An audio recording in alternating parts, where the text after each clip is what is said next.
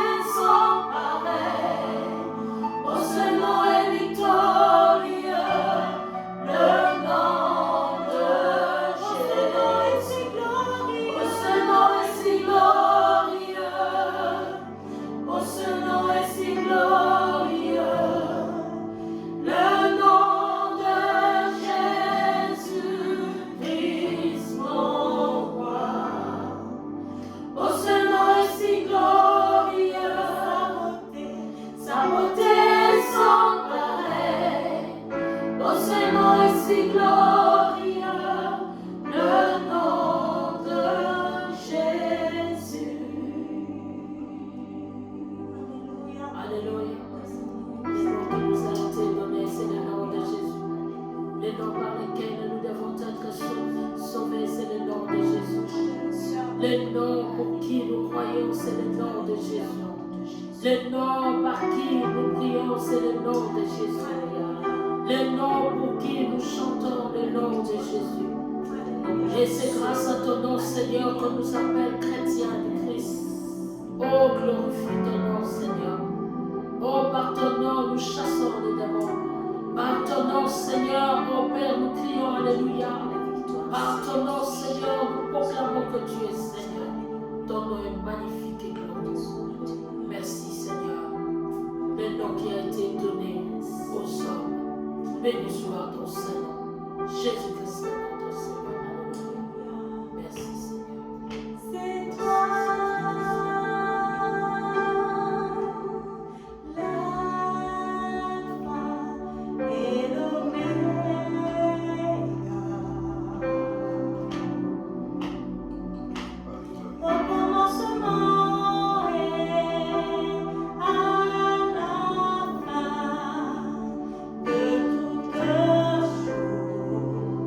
Tu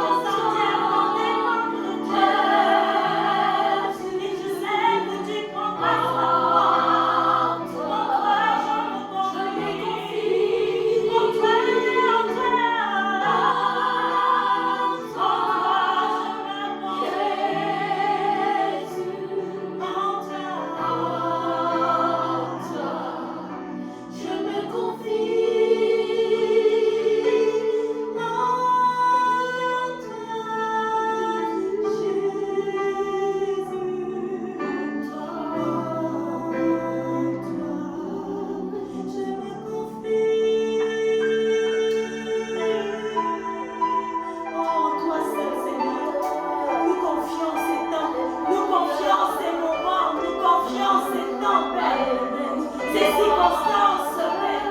Nous confions nos filles, oh Seigneur. À toi seul, Père.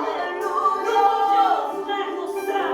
Nous confions nos pasteurs. Nous confions les églises. Nous confions la Belgique. Nous confions le monde tout entier en toi seul, Seigneur Jésus-Christ. Oh, parce que nous savons, Père, que c'est lui qui repose sur ta vie, Père, Seigneur. C'est toi qui confions en Dieu. Oh, nous confions dans lui, Seigneur. Nous confions en l'Église. Alléluia. Alléluia. Alléluia.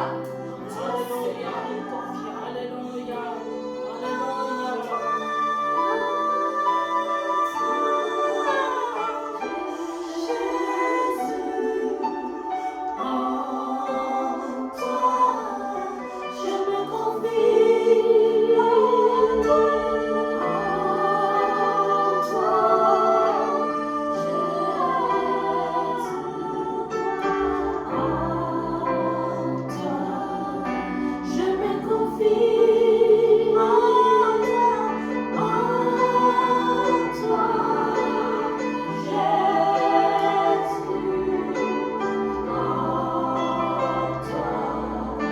Je me confie en toi, je me confie en toi, Alléluia. Je me confie. Alléluia. La confiance est inébranlable malgré le confinement.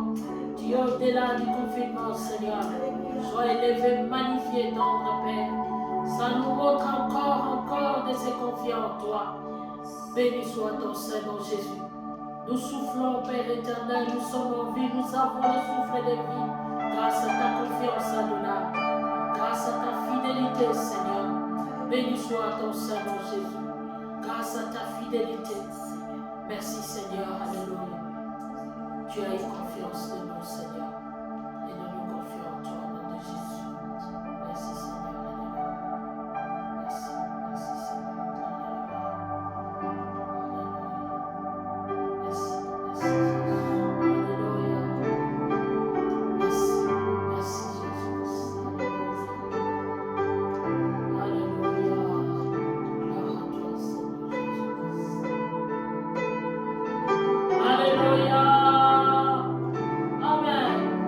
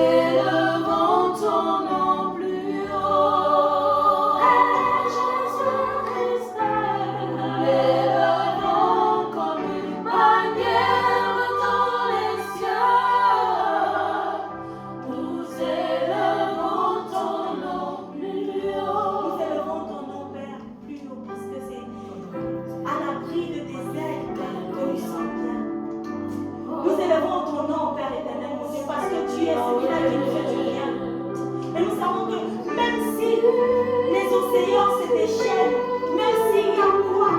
Mettons à notre côté, dis à notre droite, Père. Alléluia. Tu es celui-là qui nous soutient, Père. Comme une manière dans les lieux saints. Nous élevons ton nom. Abrite-nous sous l'abri de tes ailes. Alléluia. Merci, Père. Alléluia. Oh, merci, Père. Alléluia. Sois élevé, sois exalté, Adonai. Sois exalté dans notre Père. Sois exalté dans notre Père. Sois élevé, Jésus-Christ. Alléluia. Nous respirons, Seigneur. Alléluia. Alléluia. Sans pareil, Seigneur, nous glorifie ton nom. Alléluia.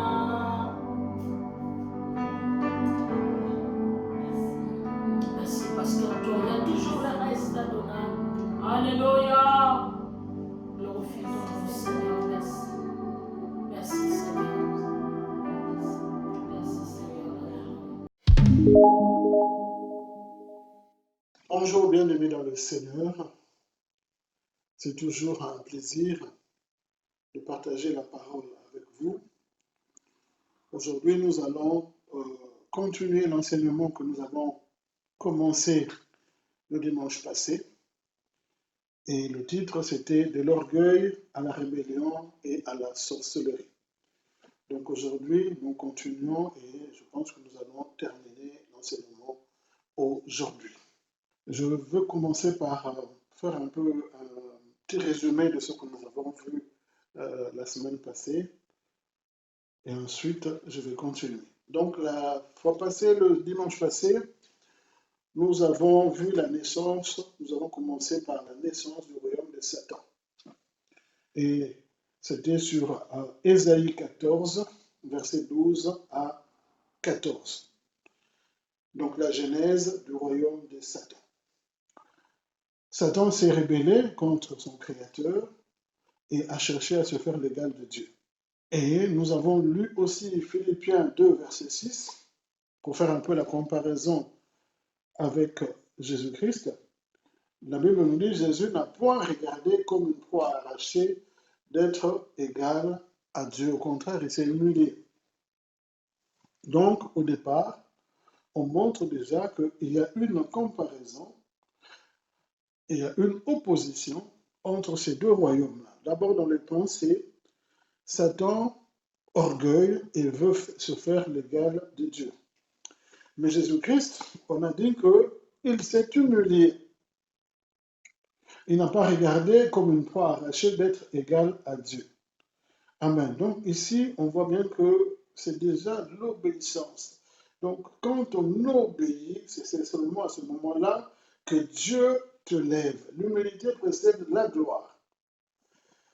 Ensuite, nous avons défini la sorcellerie comme étant la tentative de contrôler les gens pour leur faire faire ce que l'on veut, mais par le biais de tout esprit qui n'est pas l'Esprit de Dieu ou qui n'est pas le Saint-Esprit. Amen, amen. Nous avons vu aussi que Satan utilisait quelques pièges, surtout les trois. C'était d'abord la soif de l'homme, la soif de pouvoir de l'homme, la soif de contrôle et la soif de connaissance. C'est ça les pièges que Satan nous attend. Il nous attend derrière ces trois pièges-là. Enfin, nous avons commencé à parler de la sorcellerie ou de la magie au cœur de l'Église. Amen, amen. Amen. Donc, il existe trois mots principaux habituellement utilisés pour désigner les différentes facettes du pouvoir satanique.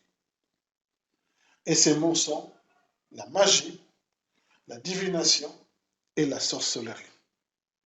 Amen. Commençons par la divination. La divination couvre essentiellement les royaumes des 10 heures de bonne aventure. Elle opère par le biais des révélations, en regardant dans une boule de cristal, par des rêves, lecture de lignes de main ou absolument par des cartes, le tarot et bien d'autres choses. Donc toutes ces pratiques se regroupent sous le terme de divination. Puis il y a la sorcellerie. La sorcellerie qui se sert pour agir d'objet ou de support produisant un impact physique et des résultats comme par exemple les fétiches, les objets fétiches, les charmes, les bracelets et les amulettes et autres choses. Bien souvent, les personnes sont rendues à l'état d'esclaves après avoir reçu une bague ou une statue, quelque chose comme ça, d'origine satanique. Et parfois, elles ne sont même pas conscientes que dans leur maison, ils ont des objets, voient l'interdit des objets sataniques à la maison qui les contrôlent. Enfin, la sorcellerie s'appuie également sur la musique et la danse. Beaucoup de formes de musique et de danse sont des canaux de pouvoir satanique surnaturel. Nous avons le rock, le hard rock, le metal et ainsi de suite, et d'autres genres de musique. Ces genres de musique puisent en réalité leur énergie dans les forces spirituelles mauvaises. Et les gens qui y sont impliqués s'ouvrent réellement à ces forces maléfiques. Mais malheureusement pour nous, avec la génération actuelle, nous avons nos enfants qui écoutent ce genre de musique, nos enfants chrétiens. Et quand on leur parle, ah papa, maman, vous êtes de la vieille génération, c'est telle musique qui est à la mode, et ils ne savent pas que parfois ces musiques, ces chansons avant de sortir sont déjà dédiées à Satan pour les envoûter. Mais bien aimés, prions beaucoup, beaucoup réellement pour nos enfants. La magie est essentiellement une force de domination satanique. C'est la force qui captive, qui domine et qui contrôle. Elle agit par le biais des sorts, des malédictions et des dominations. Amen, amen. Faisons réellement attention à cela. Mais il y a aussi ce qui vient de l'âme. Ce qui vient de l'âme est à distinguer du spirituel. Le spirituel est une chose, mais le domaine de l'âme est une autre chose. Nous allons lire 1 Corinthiens 2, verset 14. 1 Corinthiens 2, verset 14. Mais l'homme naturel ne reçoit pas les choses de l'Esprit de Dieu.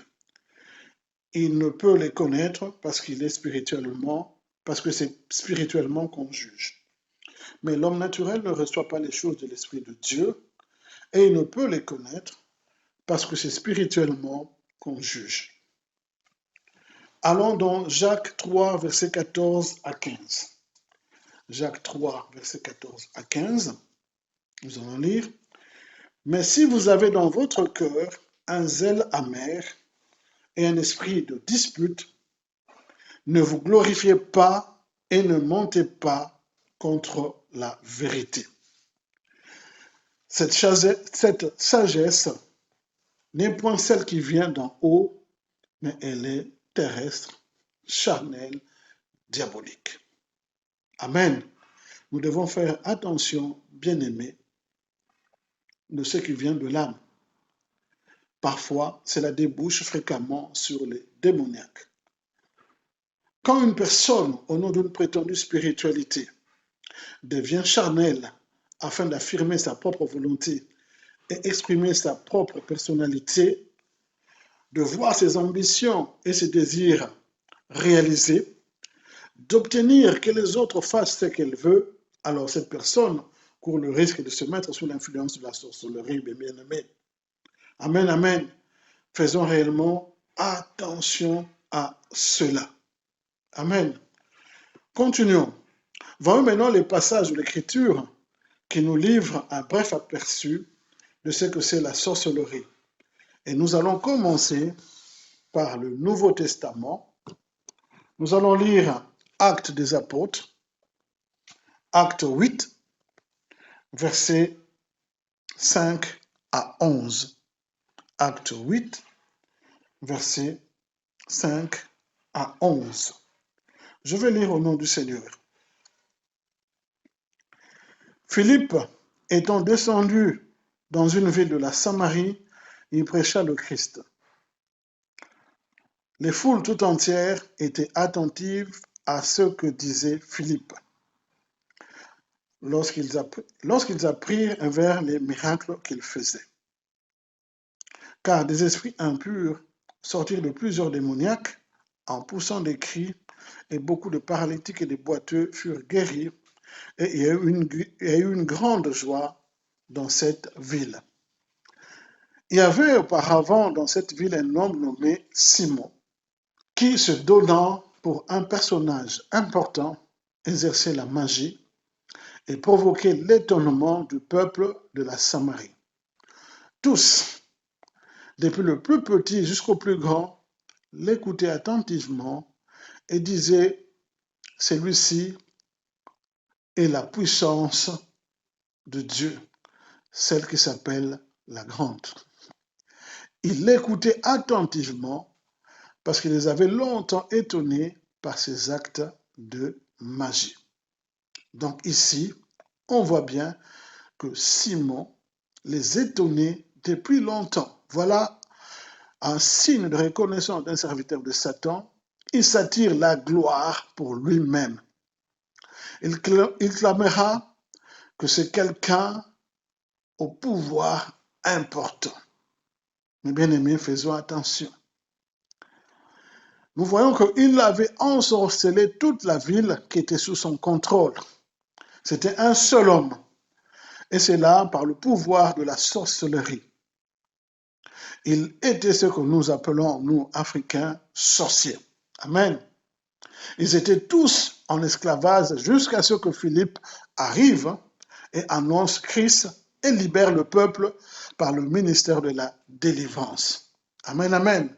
Bien-aimés, vous noterez au sujet de Simon que, en se rendant compte du pouvoir supérieur de Dieu ainsi révélé, il dit au verset 12, « Voilà où est la vérité, je veux suivre ça. » Il a cru et il a été baptisé. Amen. Mes bien-aimés, faisons attention. Voilà pourquoi j'ai dit qu'il y a des sorciers dans l'Église. Il a cru et il a été baptisé. Quand Simon a vu que par l'imposition des mains des apôtres, les croyants recevaient le Saint-Esprit, il a offert de l'argent aux apôtres en échange de cette puissance. Lisons ce qui suit, versets 20 et 21. 20 et 21, mais Pierre lui dit, « Que ton argent périsse avec toi, puisque tu as cru que le don de Dieu s'acquérait à prix d'argent. Et à point, il n'y a pour toi ni part ni lot dans cette affaire, car ton cœur n'est pas droit devant Dieu. » Amen. 22 à 23, répands-toi donc de ta méchanceté et prie le Seigneur pour que la pensée de ton cœur te soit pardonnée s'il est possible. Car je vois que tu es dans un fiel amer et dans les liens de l'iniquité. Amen, amen, amen. Mais bien aimés, faisons réellement attention. Il a cru et il a été baptisé. Mais malheureusement pour lui, le verset 5 nous dit, Simon répondit, priez vous-même le Seigneur pour moi, afin qu'il m'arrive rien de ce que vous avez dit. Oh mon Dieu, ici c'est un comportement symptomatique des personnes qui sont impliquées profondément dans l'occultisme. Il leur est difficile de rompre définitivement avec le passé. Amen. Au lieu d'accepter de se répandre, mais ici, lui, sûr et certain, il n'a pas compris le sens du mot repentance. C'est pourquoi, au lieu de se repentir, il s'est rebellé. Il a dit, priez vous-même pour moi. Bien-aimé, c'est une erreur. Malheureusement, ces genres de personnes, nous les avons dans nos églises. Amen, amen. Continuons. Nous poursuivons en lisant Actes des Apôtres, Acte 13, versets de 6 à 11. Nous allons lire verset par verset et expliquer. Acte 13, 6 à 11. On peut le projeter, mais nous allons lire verset par verset. Ici, Paul et Barnabas effectuent leur premier voyage missionnaire. Verset 6 à 7. Ayant ensuite traversé toute l'île jusqu'à Paphos, ils trouvèrent un certain magicien, faux prophète juif nommé Bar Jésus, qui était avec le proconsul Sergius Paulus, homme intelligent. Donc ici, il y a une autre caractéristique de ceux qui pratiquent l'occultisme. Ils aiment être proches du pouvoir et de l'autorité pour exercer leur influence par ce biais-là. Ils aiment être au pouvoir. Bien aimés, ces gens-là se retrouvent aussi dans l'Église. Ils aiment être au contact des diacres, du pasteur, des bien-aimés pour les détourner. Faisons réellement attention à cela. Amen, amen. Versets 7 et 8. Ce dernier fit appeler Barnabas et Saül et manifesta le désir d'entendre la parole de Dieu. Mais Élymas, le magicien, car c'est ce qui signifie son nom, leur faisait opposition, cherchant à détourner de la foi le proconsul. Amen, amen. Bien-aimés, notez que l'occultisme ou les occultistes cherchera toujours à empêcher et à détourner l'annonce de la vérité et cherchera toujours à empêcher ceux qui sont sous son contrôle d'entendre la vérité. Amen, amen. Donc ici, on voit bien que Élymas s'opposait à ce que Saul puisse parler de Dieu au proconsul Paulus. Amen. Mais ici, nous voyons bien que le Saint-Esprit est fidèle. Amen. À ce moment-là, le Saint-Esprit remplit de nouveau Paul afin de le rendre capable de gérer cette situation. Écoutez le langage qu'il a utilisé au verset 10. Homme plein de toute espèce de ruse et de fraude, fils du diable, ennemi de justice. C'est un langage rude. Amen, amen. Mais le Saint-Esprit l'avait ouvert les yeux. Amen. Il continue au verset 11. Maintenant, voici la main du Seigneur est sur toi.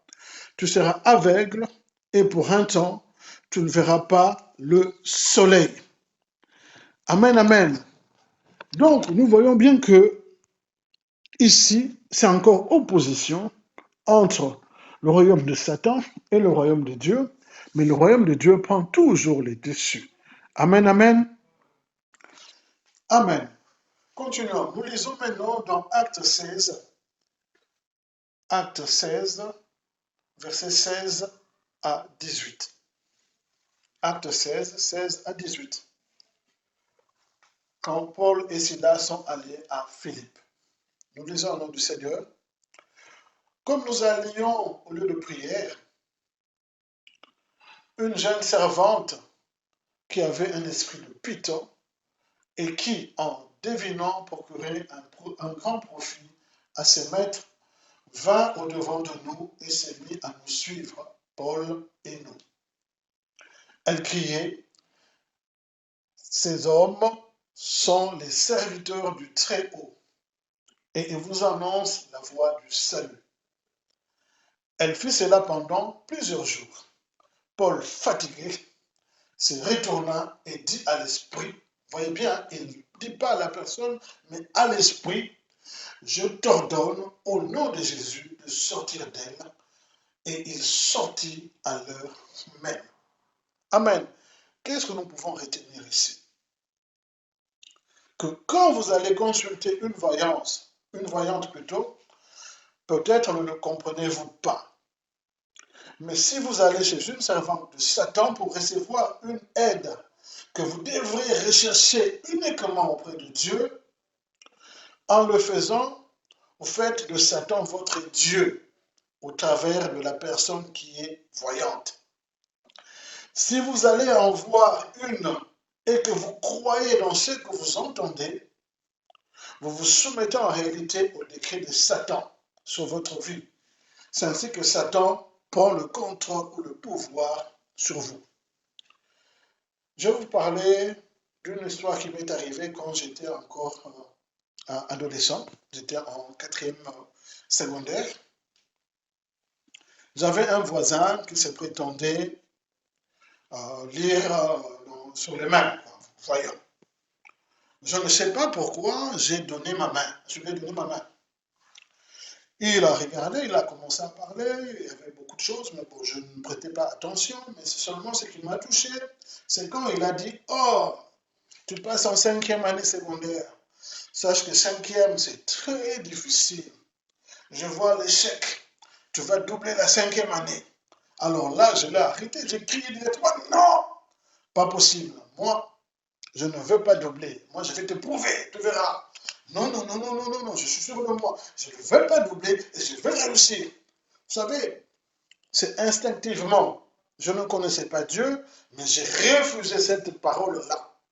Amen. Donc faisons vraiment attention. Parce que si tu acceptes, tu assimiles cette parole-là, directement tu es sous l'autorité, sous la coupe de Satan. Amen, amen. Revenons à notre diseuse de Bonaventure ici. Nous allons noter deux choses. D'abord, chaque mot prononcé était vrai. Ensuite, elle a été la première personne à Philippe à reconnaître les prédicateurs de l'Évangile. Pourtant, elle est dit sous l'influence d'un mauvais esprit. Mais les gens sont tellement naïfs quand ils disent ce qu'elle m'a dit est vrai. Cela ne peut venir que de Dieu. Je tiens à vous dire ceci. Satan mélange le mensonge et la vérité. Sachez-le. S'il ne disait que les mensonges, personne ne voudrait le croire. C'est pourquoi il vous dit juste assez de choses vraies pour que vous lui accordez encore du crédit. Et ensuite, il vous injecte ces mensonges. Amen, amen. Faites réellement attention. Il vous dit seulement une partie de la vérité. Donc ici, on voit que pendant plusieurs jours, cette demoiselle suivait Paul et à un moment donné, ils étaient fatigués. Alors le Saint-Esprit a montré à Paul quoi faire. Celui-ci s'est retourné sans s'adresser à la jeune fille, et j'insiste encore sur l'esprit qui est en elle, mais l'esprit de divination en elle, et a ordonné aux démons de sortir dans le nom de Jésus. Et il est écrit, il sortit à l'heure même. Une autre victoire du royaume de Dieu. Nous sommes plus que vainqueurs. Amen, amen. Continuons. Acte 19. Acte 19, c'est la mésaventure des fils de Séva, les 7 fils de Séva. Nous n'allons pas tout lire. Si vous voulez lire, les références, c'est Acte 19 de 13 à 20. Amen. Mais là, moi, je vais sauter. C'est pour dire seulement que, voilà, verset 16, 19, verset 16, et l'homme dans lequel était sorti, et l'homme dans lequel était l'esprit malin, s'élança sur eux, s'en rendit maître et les maltraita de telle sorte qu'ils s'enfuirent de cette maison nus et blessés. Nus et blessés. Amen. Mais parce qu'ils n'avaient pas l'esprit de Dieu. Le démon leur a bien dit, Jésus, je reconnais Jésus. Et j'ai entendu parler de Paul. Mais et vous, qui êtes-vous? Et l'esprit s'est acharné sur eux en les copiant, en les tabassant sérieusement jusqu'à les laisser nus et blessés. Amen. Donc une personne possédée d'un esprit mauvais possède une force surnaturelle. C'est pour cela un seul homme pouvait frapper et maltraiter les 7 autres hommes. La Bible nous parle, versets 17 et 18, acte 19, cela fut connu de tous les Juifs et de tous les Grecs qui demeuraient à Éphèse, et la crainte s'emparant d'eux tous. Et le nom du Seigneur Jésus était glorifié. Plusieurs de ceux qui avaient cru venaient confesser et déclarer ce qu'ils avaient fait. Amen. Donc je renote aussi, on parle bien des chrétiens, des croyants, pas des incroyants, des croyants qui étaient baptisés. Est-ce que ces choses-là n'existent pas dans nos églises actuelles? Si.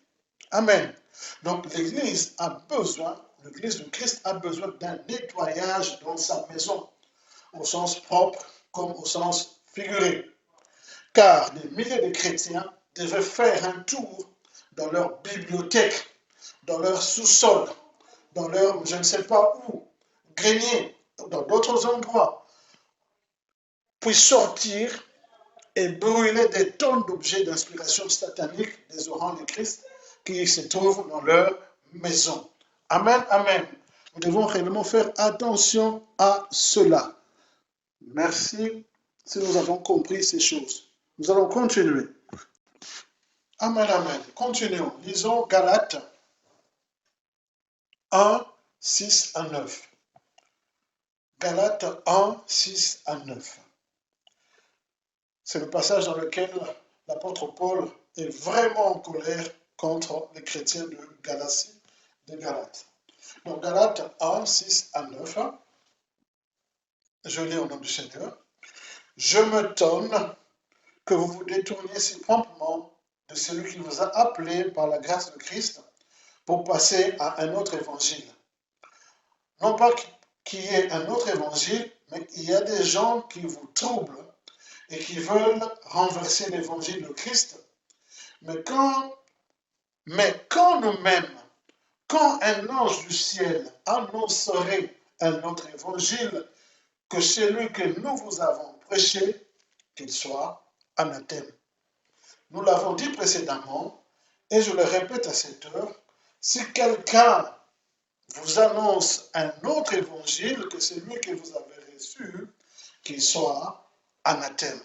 Amen, amen. Donc ici, la colère de Paul, le problème avec les Galates, c'est qu'un faux évangile leur avait été apporté après qu'ils ont été convertis, sauvés et baptisés du Saint-Esprit. Vous voyez, donc on parle bien des chrétiens. Et ils avaient commencé à accepter ce faux évangile-là.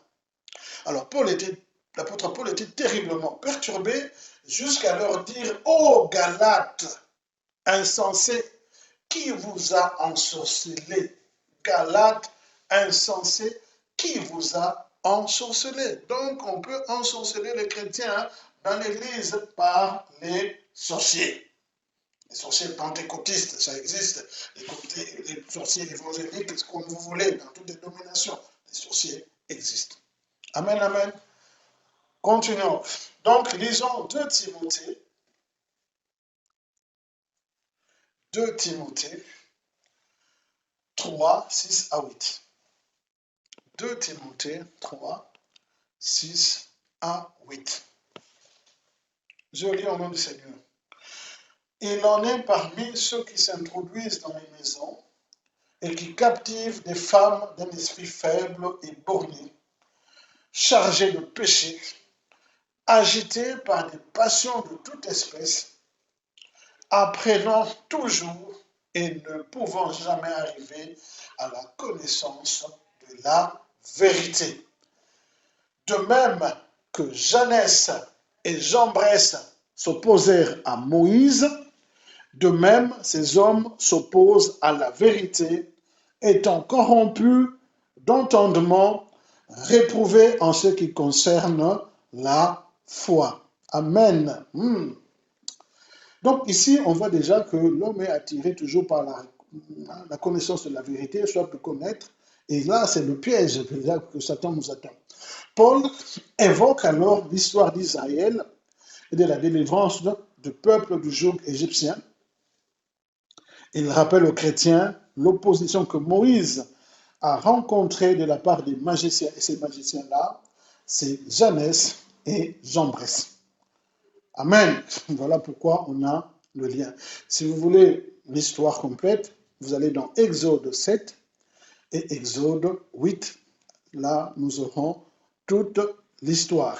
Donc, même dans cette histoire-là de Moïse, nous avons vu, malgré que le serpent Jambès et Janès ont sorti, mais le serpent de Moïse a avalé. Donc là aussi, c'est une lutte pour vous faire voir qu'il y a toujours opposition entre ces deux royaumes et que le royaume de Dieu est toujours gagnant. Amen, amen. Continuons. Si nous voulons, vous allez lire aussi à la maison l'histoire dans Nombre 22 et 23. L'histoire de Balak et de Balaam, la malédiction. Nous connaissons, nous en avons parlé la semaine passée. Continuons dans Apocalypse 13, verset 13. Apocalypse 13, verset 13. Donc là, c'est la prophétesse sorcière. Dans Apocalypse 13, il est dit qu'à la fin des temps, le faux prophète ou la prophétesse sera capable d'appeler le feu du ciel sur la terre et de faire beaucoup d'autres miracles. Amen. Mais bien aimés, la capacité de faire des miracles ne dénote pas forcément qu'un homme est le représentant du vrai Dieu. Amen. Je répète, la capacité de faire des miracles ne dénote pas forcément qu'un homme est le représentant du Dieu vivant. Pourquoi? Parce que ici, vous savez, mon bien-aimé, nous avons beaucoup de chrétiens qui ont cette maladie-là de suivre les miracles. Au lieu de se convertir réellement à Dieu, eux, ils tournent leur cœur vers les miracles. Mais bien aimé, les miracles ne sauvent pas. Amen. Et celui qui fait le miracle, on ne dit pas qu'il vient de Dieu. Amen. Continuons. Élie avait appelé le feu du ciel et celui-ci était descendu. Nous le connaissons. Les gens étaient tombés sur leur face et avaient dit, le Seigneur est Dieu. À travers tout l'Ancien et le Nouveau Testament, lors de chaque moment crucial dans le rapport entre Dieu et son peuple, nous voyons que les ultimes oppositions de Satan viennent du royaume de l'occultisme et du surnaturel. Amen. Donc faisons attention. Je vais vous citer 2 villes qui, dans l'Ancien Testament, stigmatisaient vraiment le pouvoir de la sorcellerie. La première ville, c'est Ninive, et la deuxième, c'est Babylone. Nous allons lire Nahum 3,4. On ne lit souvent pas ça. Hein? Nahum est le prophète qui décrit les jugements de Dieu sur Ninive. Nahum 3, 4 ou Nahum, bon, ça dépend. Verset 4, il dit, c'est à cause des nombreuses prostitutions de la prostituée, pleine d'attraits, habile enchanteresse, qui vendait les nations par ses prostitutions et le peuple par ses enchantements. Amen. Donc, c'est l'œuvre de la sorcellerie. Elle vend les nations et les familles dans les mains de Satan. Ninive était le centre de la sorcellerie qui cultivait volontairement le pouvoir satanique. Amen, amen. Allons dans Ésaïe 47. Ésaïe 47, verset 1. Ésaïe 47, verset 1. Nous lisons au sujet de Babylone. Descends et assis-toi dans la poussière, vierge fille de Babylone. Ça, c'est le verset 1. Je saute directement au verset 9. Verset 9, c'est une parole adressée à Babylone. C'est l'annonce du jugement sur Babylone. Ces 2 choses t'arriveront subitement au même jour. La privation d'enfants et le veuvage. Elles fondront en plein sur toi, malgré la multitude de tes sortilèges, malgré le grand nombre de tes enchantements. Amen, amen, amen. Donc, on voit aussi que ici, Babylone était également une ville entièrement dédiée au culte surnaturel satanique. Par la suite, vous verrez, si vous continuez à lire versets 12 et 13, vous verrez le châtiment qui était tombé sur eux. Amen, amen. Continuons. Apocalypse 18. Apocalypse 18. On va commencer par verset 2. Donc, nous avons l'image du jugement de Dieu sur ce système religieux malveillant de la fin de temps, qu'on appelle aussi Babylone. Apocalypse 18, verset 2. Il cria d'une voix forte, disant, « Elle est tombée, Babylone la grande, elle est devenue une habitation de démons, un repère de tout esprit impur. Amen. Verset 23, la sentence tombe. La lumière de la lampe ne brillera plus chez toi et la voix de l'époux et de l'épouse ne sera plus entendue chez toi parce que tes marchands étaient les grands de la terre, parce que toutes les nations ont été séduites. Donc Babylone dans la fin de temps est le centre ou sera le centre de la tromperie pour toutes les nations. Amen. Le verset 24 nous dit ceci. Et parce qu'on a trouvé chez elle le sang des prophètes et des saints et de tous ceux qui ont été égorgés sur la terre. Waouh! Amen. Donc, il y a eu beaucoup de sacrifices. Il se fera encore beaucoup de sacrifices. Mais bien aimés, faisons attention à cela, au signe du temps. Nous ne sommes pas loin de la fin des temps, ce que le Seigneur a annoncé. Amen, amen. Amen, amen, amen. Alors, j'aimerais conclure pour parler d'un personnage, pour moi, qui constitue réellement le summum de la sorcellerie. Amen, amen. C'est la femme qui a l'image même de la sorcellerie dans la Bible. Je suppose que la plupart de vous la connaissent déjà. Amen. Vraiment, c'est le point culminant, le point le plus haut pour moi. C'est la femme qui a l'image même de la sorcellerie dans la Bible. Je suppose que vous la connaissez, comme je l'ai dit. Son prénom, c'est Jézabel. Amen. Jézabel est mentionnée très exactement 7 fois dans l'Ancien Testament et une seule fois dans le Nouveau Testament. Amen. Voilà, donc pour commencer, nous allons lire 1 Roi 16, de 30 à 31. 1 Roi, chapitre 16, versets 30 à 31. Je lis au nom du Seigneur.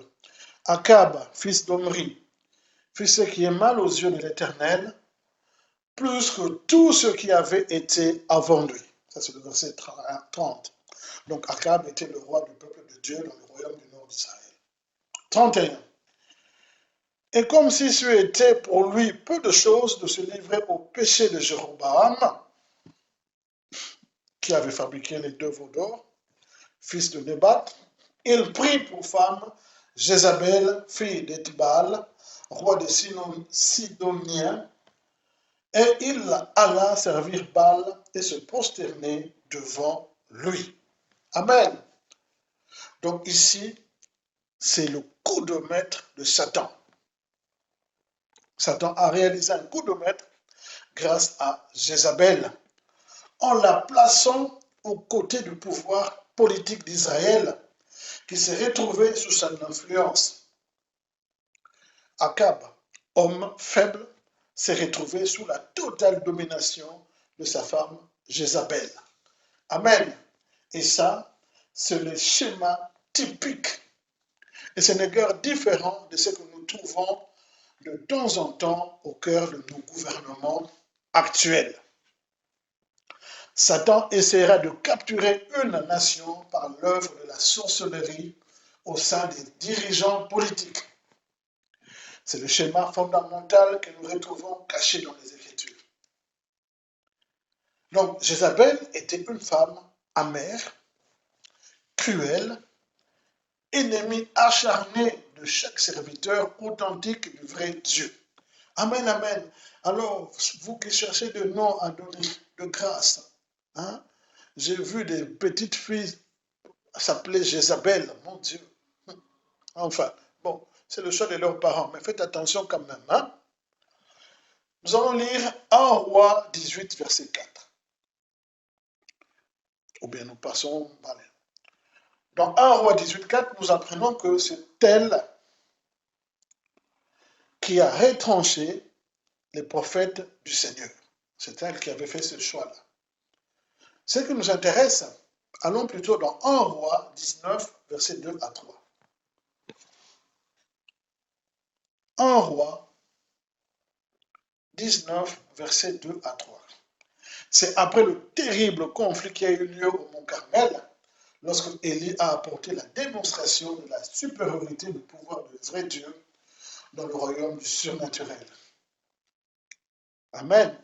Donc quand Élie a gagné, Jézabel a fait partir un message pour Élie.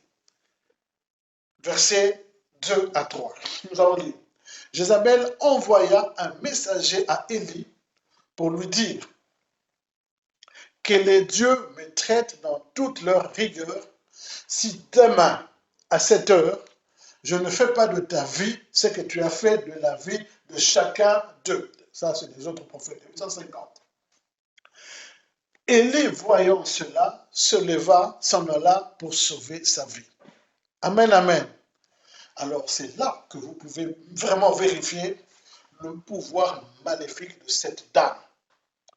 Élie a tremblé, Élie a fui. Élie, le faiseur de miracles, vous comprenez? Il a fui. Bon, je pense que nous aussi, on pouvait, je ne sais pas. Mais vous pouvez constater que là où domine le pouvoir de la sorcellerie, l'homme baisse les bras spirituellement. Que ce soit membre de l'Église ou pas, l'homme spirituellement baisse les bras. Voilà pourquoi ici, vu l'ampleur, vu que c'était Élie, on peut dire que voilà, Jézabel, c'était réellement une vraie sorcière. Amen. Continuons. Si nous voulons voir la suite, contre l'histoire aussi, c'est 1 Roi 21, 5 à 16. 1 Roi 21, 5 à 16, on peut résumer. 1 Roi, en gros, 1 Roi 21 à 16, 1 Roi 21 plutôt 5 à 16, on va chuter par là, nous dit que Jézabel a provoqué la mort de Naboth, serviteur intègre de l'Éternel par de faux témoignages. Ce passage résume l'influence de Jézabel sur Akab. Mais Akab savait bien que Naboth était intègre, mais il a tout gobé, tout accepté, tout ce que Jézabel lui disait, lui ne faisait que dire oui. Versets 25 et 26. Il n'y a eu personne qui se soit vendu comme Akab pour faire ce qui est mal aux yeux de l'Éternel. Et Jézabel, sa femme, l'y est excitée. Il a agi de la manière la plus abominable en allant après les idoles. Amen. Le vrai pouvoir dans cette situation n'était pas dans les mains d'Akab, mais dans celle de Jézabel. Akab faisait ce que Jézabel lui disait de faire. Amen. Pour terminer, lisons 2 Rois 9, à partir du verset 22. 2 Rois 9, à partir du verset 22. Donc là, on parle maintenant du roi Jéhu. Verset 22, le roi Jéhu déclara, « Quoi? La paix, tant que durent les prostitutions de Jézabel, la mère et la multitude de ses sortilèges, donc pas de paix. » Jézabel, quand vous lisez, était une prostituée et une sorcière. Ces deux caractéristiques qui vont souvent ensemble.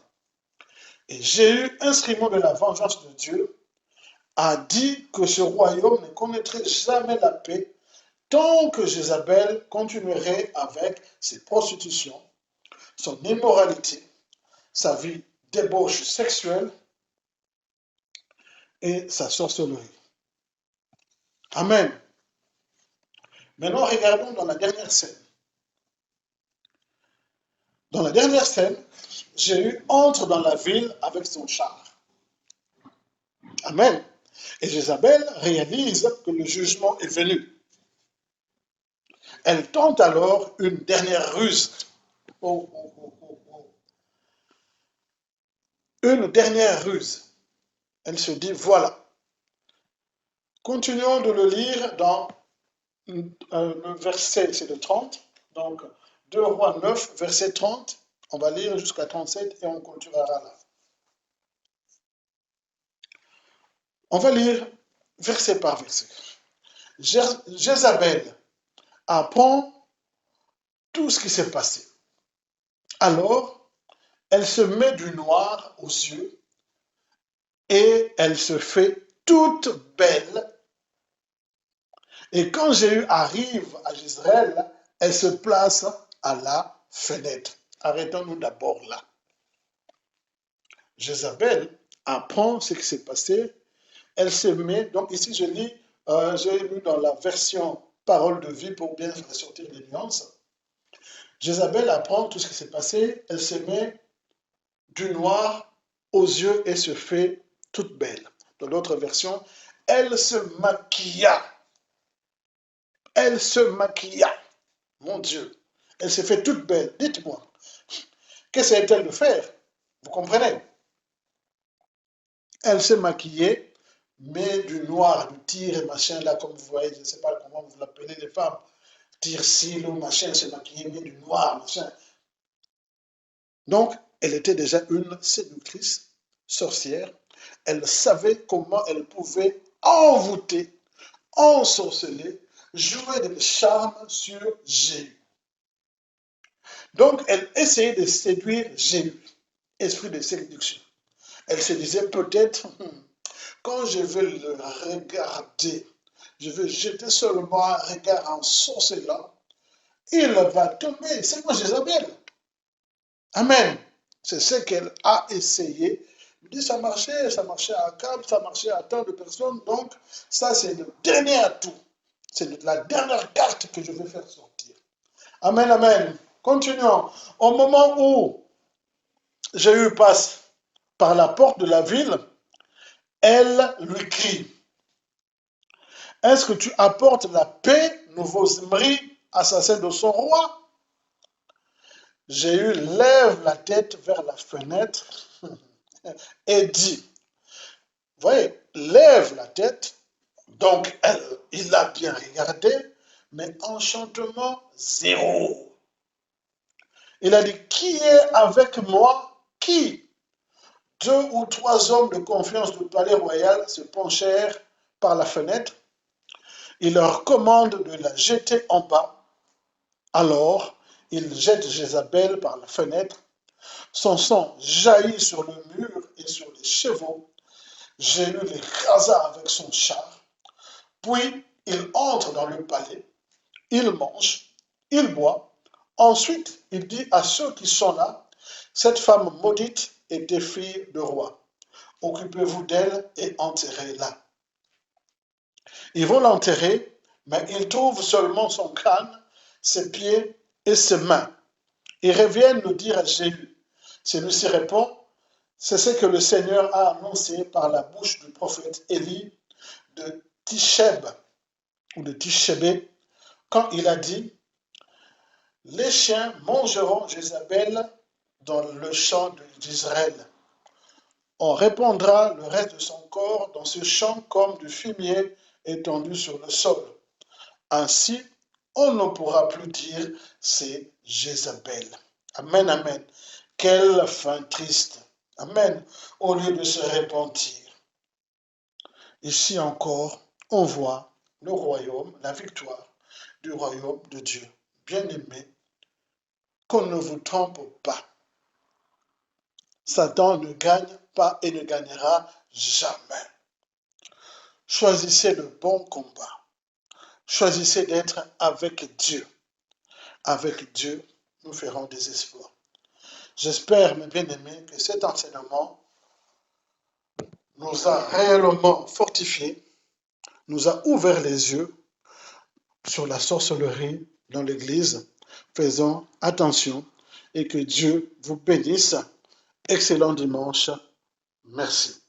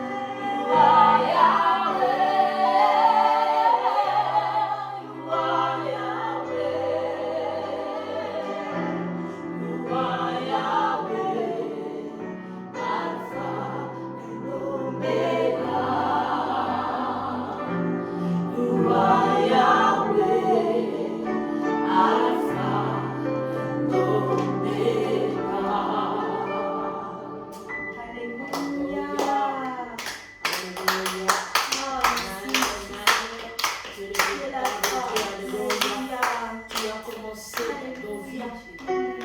Tu achèves nos vies, alléluia. Tu connais notre début et notre fin, Seigneur. C'est pour cela que nous disons que tu es l'alpha et l'oméga. Tu es l'alpha et l'oméga de nos projets, Seigneur. Tu es l'alpha et l'oméga de nos vies, de nos enfants, de nos maisons, Seigneur. Parce que quand on commence des choses, toi tu vois. Et lorsque nous ne voyons pas la fin, toi tu es déjà à la fin. Seigneur, merci Adonai. C'est comme aujourd'hui nous pouvons dire aussi par la foi. Tu savais qu'il y aurait un confinement, Seigneur. Tu vois déjà la fin de ce confinement. Tu vois déjà la fin, Père éternel. Oh, béni soit ton Seigneur. Oh, tu vois déjà la fin de cette période, Seigneur. Merci parce que ça nous a rendu conscients. Conscients de ta sainteté, conscients de la vie. Conscients, Père éternel, de la communion fraternelle. Oh, Seigneur, béni soit ton Seigneur. Conscients de l'œuvre